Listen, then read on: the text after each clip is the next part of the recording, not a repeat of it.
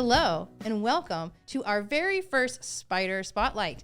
This is where we focus and highlight some of the amazing teammates and wonderful people that work at WhyteSpyder.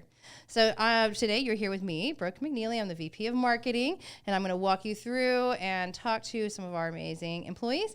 And I'm here with my co-host, David Thomas. Hey, everybody. Yeah, I'm on and the we don't marketing even know. team. Yeah, I don't know if we... What is your title? We don't know what anybody's title is. Content manager. I still use content manager. Okay, but there. things have changed slightly. I know. This is our content manager, David Thomas. He's going to help me interview our first Spyder Spotlight, and it is Jacob Schott.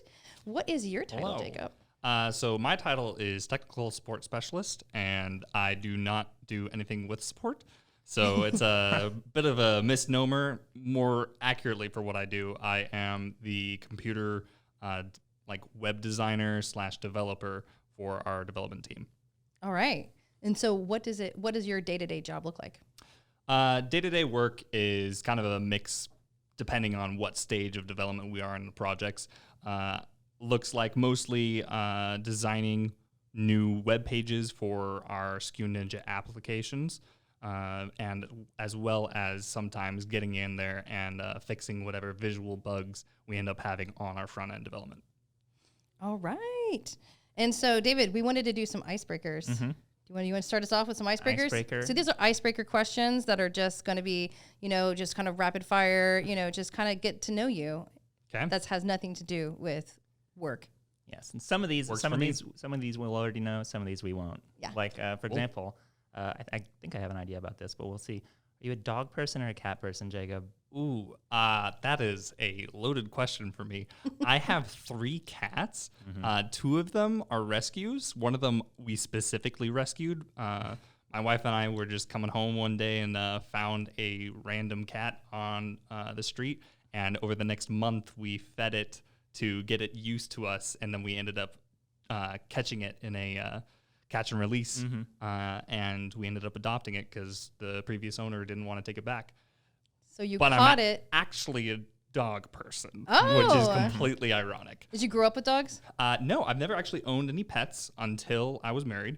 My parents were like, no, I'm not going to clean up poop and pee after anything that you want while you're out at school. So I had to wait till I was a full adult and take that responsibility on myself. But my wife is a crazy cat lady. She's owned nearly 100 cats throughout her lifetime. Oh, wow. That's a lot of cats. Yeah, crazy amounts. I mean, I think the most she had at one point was 25. Now, granted, they were all like outdoor cats that she was feeding in their 2-acre yard. So it's a bit of a unique situation. But we've been in apartment life since we've been married, and we both want a big dog, and we don't want to have just some kind of tiny chihuahua running around the apartment, and big dogs need more space than an apartment. So we're waiting until we get a house, which that might be happening soon. Good. So I'm excited. Yeah. That's awesome. Yeah, that's always been a dream of my girlfriend's to have like the outdoor cat rescue thing. That's really awesome that she got to do that. But yeah, can't really do that in an apartment, No, not at all. You just end up catching the cats and not releasing them. That's probably what really that's, happens. Yeah, that's really the way to get a cat. They're free most of the time. You just got to Exactly. let them come to you. Yeah, just pay for one vet visit just to get shots and everything, and then you're done. Yeah. Nice. All right. You want to ask number 2, Brooke? I will ask number 2. Star Wars or Star Trek? Ooh, Star Wars, 100%. I grew up on Star Wars, and I've seen a little bit of Star Trek. My mom is a huge Trekkie, but never really got into it. But I can tell you everything up and down about Star Wars. I have seen every single Star Wars content besides the Christmas special, but it's not canon, so it's okay. My best friend and I were actually just talking about Star Wars last night and debating different aspects of the Force and whether you can become a Force ghost by any other means besides this specific one that they mentioned in the Clone Wars TV show. We get into it. You guys really get into it. Yeah, the Clone Wars TV show. That's just about the edge of my Star Wars Yeah, knowledge. Yeah, I haven't really done that one. Yeah, I haven't done that one either. I've watched some of them, not all of them. All right. Do you like Sonic or Mario? Ooh, I have played significantly more Mario games than Sonic games. However, there's significantly more Mario games than there are Sonic games. So I feel like just intrinsically, I have been skewed towards Mario, but like cool factor, totally prefer Sonic. Yeah. Mario, I don't know. I always like trends that are not the stereotypical trend. So just intrinsically, Sonic is less famous than Mario. So I'm just like, yeah, totally. Sonic. Yeah, you kind of have to. There's like a specific era you have to be from, and I think even maybe you kind of have to be a little older than both of us to be like a Genesis kid. You know, exactly. Those are the me. Sonic. Never. I had a owned one of those. Genesis. Yeah, I had a Sega. You kind of have to have a Genesis to be a Sonic person. Yeah. Yeah, my first console was a N64. So like, and my first game was Super Mario 64. So like. Was it? Yeah, you kind of you get imprinted on young. That's how I am. Yeah, Super Mario World for me. For sure. All right, you want to ask the next one, David? Yeah, Jacob, do you have any secret or surprising hobbies that you want to share with us?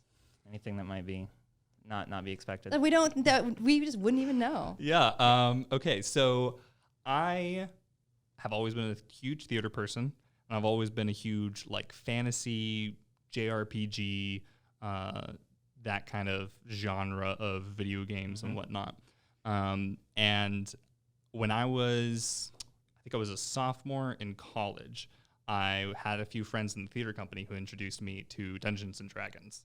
And I totally fell in love. I mean, it's a perfect meld of video game fantasy tropes with acting and role play. Yeah. And I went so deep into it that I started building my own fantasy world. And in my free time, I develop this world. I call it Oretia. And I have literally thousands of years of history written out. I have maps that I've made. I'm currently working on a topographical map for the world to be able to determine climates. And then from climates, I will determine like economies and all these things, because I first went through it pretty roughly when I wrote out the history, and I want to kind of reprise it to make it more realistic with the different aspects of it, now that I've studied human geography, world history, and all these things. So yeah, that's my secret hobby, is world building. Yeah. Wow. And you're not taking care of cats or designing websites. You are creating worlds. Yep. That's amazing. Sweet.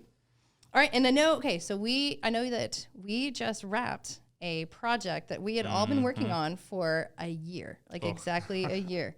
Easily the biggest project I think I've done here at WhyteSpyder. So can you tell us a little bit about it? What kind of project was that? Yeah, so we've got two websites here at WhyteSpyder. We've got our app SKU Ninja website, and then we have our WhyteSpyder.com website. And the WhyteSpyder.com website was a little old when I got hired on, and that was 2 years ago. So halfway through my employment here, our big wigs were like, yeah, let's rebrand all of this, because it's getting hard to maintain this. So we took on the big hurdle of coming up with a new design layout for the entire website, wanted to bring it up to 2021, and we went through multiple design phases. That took a few months. Then we kind of took a break from it as we needed to work on other projects, as we needed to create some new tools for the SKU Ninja site. And then we went into development, and that lasted for another 5 months, I think is how long it took. And don't get me started on us needing to redesign because of Essential's acquisition of us. That was, ooh. We did have to redesign the redesign before it was launched. Yeah, exactly. Yeah, some big things happened in the second half of last year. That kind of, took us out, and then, kind of to reimagine parts of it. It was fun to be able to have that little curveball, but definitely didn't appreciate the fact that we had to push out the final launch of it by a whole month. We only had one month to basically get it all done. Yeah. Redesign the redesign, but we were close. It was definitely really fun. Yeah. Yeah, I think we pulled through pretty well. Yeah, and I think it was good because the 2019 version we put together in 5 days. Yeah. So it was nice to actually take our time, think about it, really review everything, and we also relied heavily on your UI UX design. Yeah. And how did you incorporate all of your training in that into the new website? Yeah, so one, my degree is an interdisciplinary between graphic design, computer science, mathematics. I also have a minor in architecture. So like visually minded is just how I work. And while I was here for the first 6 months at WhyteSpyder, I was also taking a course at the University of Arkansas's Global Campus. And there they trained us more on computer science in general, as well as focusing on a final project in web design. And from all that experience, I was able to glean really large aspects of what it takes to make something that is visually grabbing and visually functional at the same time. A lot of my like capstone courses at college were focused around what it takes to gravitate users towards what is needed out of a website. Like what's the end goal that you want them to achieve? Yeah. And I mean, we walked into this project basically saying, here are the final actions that we want our customers to take, right? And I was able to apply all of the knowledge that I had learned from my academics on being able to subtly draw customers to specific ways that we wanted them to use the website, whether we wanted them to learn more about the website, learn more about our company and what we can do for their business, or specifically just draw them straight to being able to buy something like enhanced content or something like that. Mm-hmm. Yeah, that was really awesome. All right, David, how about you? Well, what did you do on the website project? I mean, this isn't just, I mean, we're interviewing Jacob, but the three of us were pretty much the core team that put the website together. So what did you do? What was your main job on the website? Like I kind of got into before. I'm the content guy. I guess I was the lead writer on the website. I wrote all the You're the text only writer. There's not. Well, you helped out some, and everybody helped out a little with headlines and stuff like that. And like you said, the UI UX parts, the funnel almost, the things, the headlines, the CTAs, the buttons and stuff. But I had the awesome job of writing every piece of content for the entire website. Most of it got used, some of it didn't. We had a few of those redesigns. We scrapped some pages, added some new pages. Oh my gosh, the amount of code, or not code, but copy that we had to replace over and over and over again because we just was like, nah, we need to change direction here and shift to something else. Shorten it. Oh my gosh. Shorten this. We want those bullet points, not paragraphs. Like, good, got it. It would have been much easier to, go to the opposite direction. Would have been and also migrating all of our blogs. That was a big part of the previous website. Really, the only part of the previous website that stayed was all the blogs, the years of blogs that I've been writing at WhyteSpyder. Go check them out, whitespider.com/blog or /resources now. Let's see, old habits. Either one. Oh yeah, I guess there is a redirect. So it works. I wrote and rewrote every page of that website multiple times, and it was a great experience. It was great getting to work with you guys on that. And Brooke, you were the one that did I was basically writing to your script. You designed the wireframe and all that stuff, so that made it a lot easier. But just filling in all those lorem ipsums, replacing lorem those ipsum. A lot of lorem ipsum.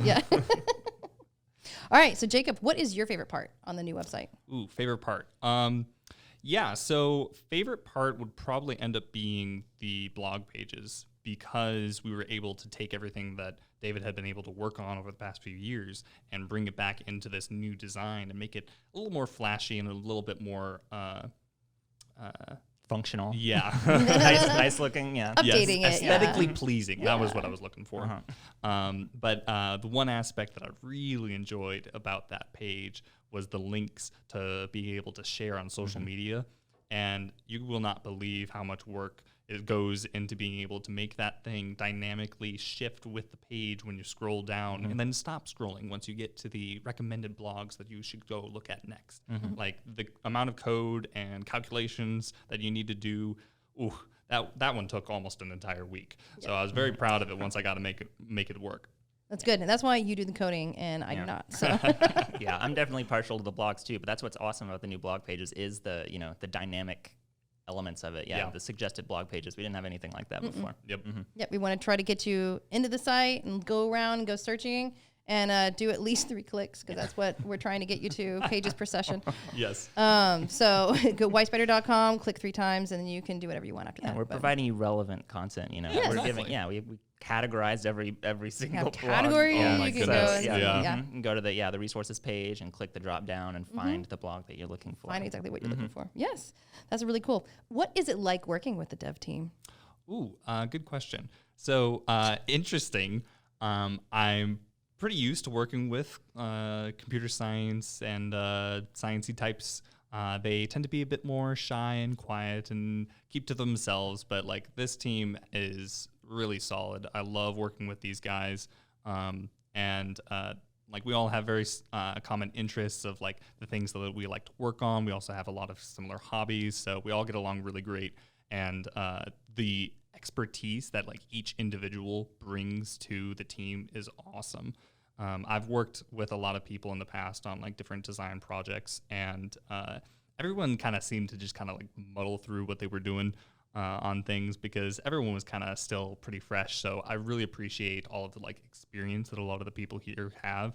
Especially like Roger, our head of the development team. He's got so much experience in so many different aspects. I mean, he practically built the original SKU Ninja site by hand. Yes. Yeah, himself. Right? Yeah. Oh, yeah, he was the first and only developer here. Yeah, Years yeah, he was exactly. for a long time. So he's been a great mentor. And then also Austin Pendergrast has also been like an awesome mentor for me, especially since he's been kind of the introduction for me to get into the React environment, which is pretty much how we structured the entire website for the new WhyteSpyder.com. So having him be able to kind of walk me through what it's like to be a React programmer has also been just like a great experience. But yeah, dev team is great. Just a bunch of really fun, intelligent guys.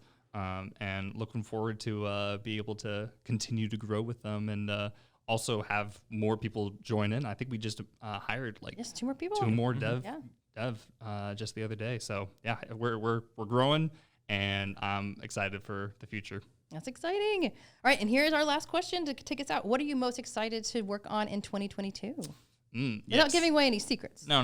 This isn't a trade secret or anything. No. Speaking to the React experience with Austin, we've been focusing a lot on whenever we develop anything new to make it in a React environment. And currently, the main environment that the app SKU Ninja website is in Cake. And as much as Cake is nice, it's not React, and we really want to shift towards React as a general environment. So I'm super excited for in the future, hopefully this year, I'm really pushing for it, to be able to shift the environment from the Cake side over to React, and that way we'll have a lot more dynamic ability on the website, and that way customers will have better load times, quicker functionality, and just overall less glitchiness to deal with.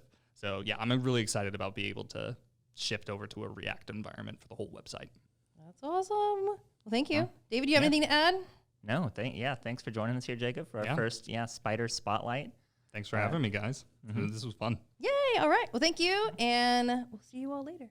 Bye-bye. Bye-bye. See you around.